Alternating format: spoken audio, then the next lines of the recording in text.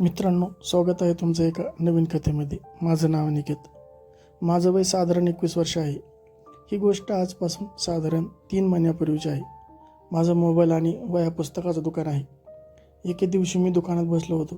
त्यावेळी एक सुंदर 30 वर्षाची महिला माझ्या दुकानात आली आणि मी तिच्याकडे पाहतच राहिलो. तिने मोठ्या गळ्याची गुलाबी कुर्ती आणि पांढऱ्या रंगाचा पायजामा घातला होता. तिचा वर्ण खूप गोरा होता.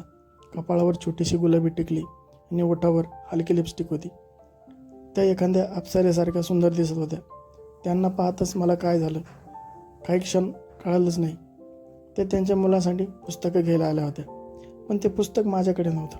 मी त्यांना म्हटलं, वहिनी, पुस्तकाचा फोटो माझ्या नंबरवर पाठवा, मी बाजारातून मागून देतो. त्यांनी माझ्या नंबरवर फोटो पाठवला. त्यानंतर मी त्यांना रोज गुड मॉर्निंग आणि गुड नाईटचे संदेश पाठवू लागलो. एके दिवशी मी बाजारातून परत येत होतो, तेव्हा त्या रस्त्याच्या कडेला उभ्या असल्याचं मला दिसलं. त्या दिवशी त्यांनी काळ्या रंगाची साडी नेसली होती. मी बाईक थांबून विचारलं, काय झालं वहिनी? चला, मी तुम्हाला सोडतो. सुरुवातीला त्यांनी नकार दिला, पण नंतर त्या तयार झाल्या.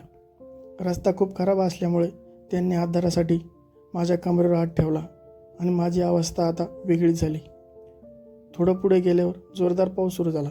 आम्ही दोघं एका झाडाखाली थांबलो. त्यांच्या अंगावरील कपडे पूर्ण भिजले होते. त्या माझ्यासमोर उभ्या होत्या. पावसामुळे साडी अंगाला चिटकली होती आणि त्यांना पाहून माझ्या मनात अनेक भावना दाटून येत होत्या. मी स्वतःला सावरत त्यांना जवळ घेतलं. त्या झटकून म्हणाल्या, हे काय करताय? मी घाबरत म्हणालो, वहिनी, तुम्ही आणखी भिजू नये म्हणून मागे घेतलं. त्या शांत झाल्या आणि माझ्याजवळ उभ्या राहिल्या. काही वेळाने पाऊस थांबला. मी त्यांना त्यांच्या घरी सोडलं आणि स्वतःच्या घरी परतलो. त्यांचा विचार मनात आणून स्वतःच धीर देऊन शांत झालो आणि झोपी गेलो. दुसऱ्या दिवशी त्या पुन्हा दुकानात आल्या. त्या दिवशी त्यांच्या नजरेत काहीतरी वेगळेपण जाणवत होतं. हळूहळू आमच्या फोनवरच्या गप्पा वाढू लागल्या. त्यांनी सांगितलं की त्यांचे पती दिल्लीतील एका मोठ्या कारखान्यात काम करतात आणि फार कमी वेळ घरी येतात. काळाच्या ओघात आमची चांगली मैत्री झाली. त्या फक्त मला मित्र मानत होत्या, पण मी मात्र त्यांच्या प्रेमात गुंतत चाललो होतो. दरम्यान आता माझा वाढदिवस आला. त्यांचा फोन आला. त्यांनी मला शुभेच्छा दिल्या आणि विचारलं, सांग अनिकेत, तुला काय भेट हवी? तू सांगशील ते मी देईन. मी हसत म्हणालो, आत्ता नको, वेळ आली की मी स्वतः मागेन. ते आग्रह करू लागले, पण मी विषय तिथेच थांबवला. काही दिवसांनी त्यांचा फोन आला.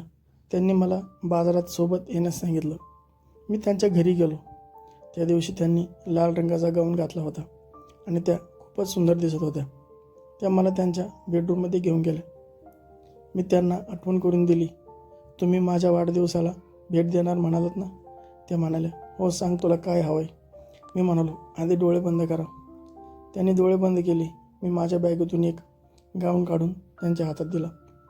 त्यांनी डोळे उघडले आणि आश्चर्याने विचारलं, हे काय आहे? मी हसत म्हणालो, हीच माझी भेट आहे. एकदा हा घालून मला दाखवा. सुरुवातीला त्यांनी नकार दिला, पण माझ्या आग्रहाखातर त्या तयार झाल्या. त्या बाथरूममध्ये गेल्या आणि काही वेळाने तो गाऊन घालून बाहेर आल्या. त्या खूपच सुंदर दिसत होत्या. त्यांच्या खांद्याजवळचा छोटासा तीळ त्यांच्या सौंदर्यात आणखी भर घालत होता. मी क्षणभर त्यांच्याकडे पाहतच राहिलो.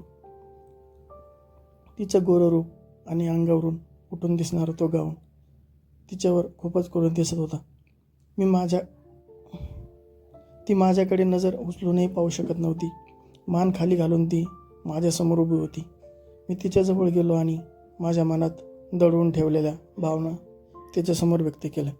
मी तिला सांगितलं की पहिल्यांदा तुला पाहिलं तेव्हापासून माझ्या मनात तुझ्याविषयी एक वेगळीच ओढ निर्माण झाली आहे. तुझ्याशिवाय राहणं आता कठीण वाटतंय. ती शांतपणे म्हणाली, तुला माहीत आहे ना, माझं लग्न झालं आहे. मला एक मुलंही आहे. हे सगळं चुकीचं आहे. मी म्हणालो, पण सगळं माहीत आहे, पण तुझ्या आयुष्यातही एकटेपणा आहे हे मी जाणतो. ती ठामपणे म्हणाली, नाही, हे योग्य नाही. तो आता इथून जा आणि पुन्हा माझी संपर्क करू नको. तिने पुन्हा आपले कपडे बदलले आणि मी निराश होऊन तिथून निघून आलो. पुढचे अनेक दिवस तिचा फोन ना आला ना कोणताही संदेश. एके दिवशी ती पुन्हा माझ्या दुकानात आली. मी तिच्याकडे नजर उचलूनही पाहिलं नाही. खाली मान घालून मी तिची माफी मागितली. ती हळू आवाजात म्हणाली, काय हरकत नाही अनिकेत, पण तू माझ्यावर रागावला नाहीस ना? मी मात्र काहीच बोललो नाही. दुसऱ्या दिवशी संध्याकाळी तिचा फोन आला. थोड्या वेळाने माझ्या घरी ये, ती म्हणाली. मी तिच्या घरी गेलो. ती शांत दिसत होती, पण तिच्या चेहऱ्यावर अस्वस्थतेची जी छटा स्पष्ट जाणवत होती. घरात गेल्यावर मला समजलं की तिचे पती घरी आले होते, मात्र त्याला स्वतःचं भान उरलं नव्हतं, कारण तो पीत बसला होता. ती माझ्याकडे पाहत म्हणाली, त्या दिवशी मी तुला खूप कठोर शब्द बोलले, मला माफ कर. त्यानंतर तिने तिच्या संसारातील वेदना आणि एकटेपणाबद्दल मला सांगितलं. तिला आपल्या वैवाहिक आयुष्यातील तुटलेपणाची जाणीव होत होती आणि ती भावनिकदृष्ट्या खूप थकली होती. मी तिला शांत करण्याचा प्रयत्न केला. बराच वेळ आम्ही दोघं मनमोकळेपणाने बोलत राहिलो. तिच्या डोळ्यात दडलेले दुःख मला स्पष्ट दिसत होतं, पण परिस्थिती आता पुढे जाऊ लागली. मग तिने मला घट्ट मिठी मारली आणि म्हणाली, जसं तुला हवं ते कर. मी वहिनीला विचारलं, काय झालं, तू असं का करतेस? तिने मला सांगितलं की तिच्या पतीचं दुसऱ्या एका स्त्रीबरोबर सुरू आहे, त्यामुळे त्याला धडा शिकवण्यासाठी तिला हे करायचं होतं. असं म्हणत तिने मला एक छोटीशी किस केली आणि मीही तिला प्रतिसाद दिला. मी तिच्या खांद्यावर हलकासाच हात ठेवून तिला खूप चांगल्या प्रकारे धीर दिला. दरम्यान तिचा पतीचं पिणं चालूच होतं आणि त्याच्या अगदी समोरच मी तिच्यासमोर काम करत होतो. तशी ती अचानक थांबली. नको, हे योग्य वाटत नाही, ती म्हणाली. मी हे करू शकत नाही. मी तिच्या मनातील संघर्ष समजून घेण्याचा प्रयत्न केला. तिच्या आयुष्यातील वेदना, अप्रतिपणाची भावना आणि जबाबदाऱ्याचं ओझं तिच्या प्रत्येक शब्दातून जाणवत होतं. शेवटी मी तिथून निघून आलो. त्या रात्री मला एक गोष्ट प्रकर्षाने जाणवली.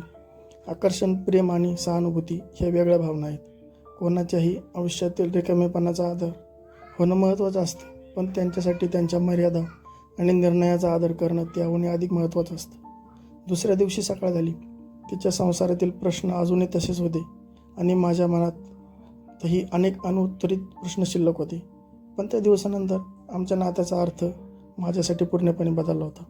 मित्रांनो, ही कथा जर तुम्हाला आवडली असेल तर नक्कीच आपल्या अनोखी गोष्ट या चॅनलला एक लाईक आणि सबस्क्राईब करायला विसरू नका आणि सोबतच घंटेचे बटन दाबायला विसरू नका, जेणेकरून तुम्हाला पुढील व्हिडिओचे नोटिफिकेशन मिळायला मदत होईल. धन्यवाद.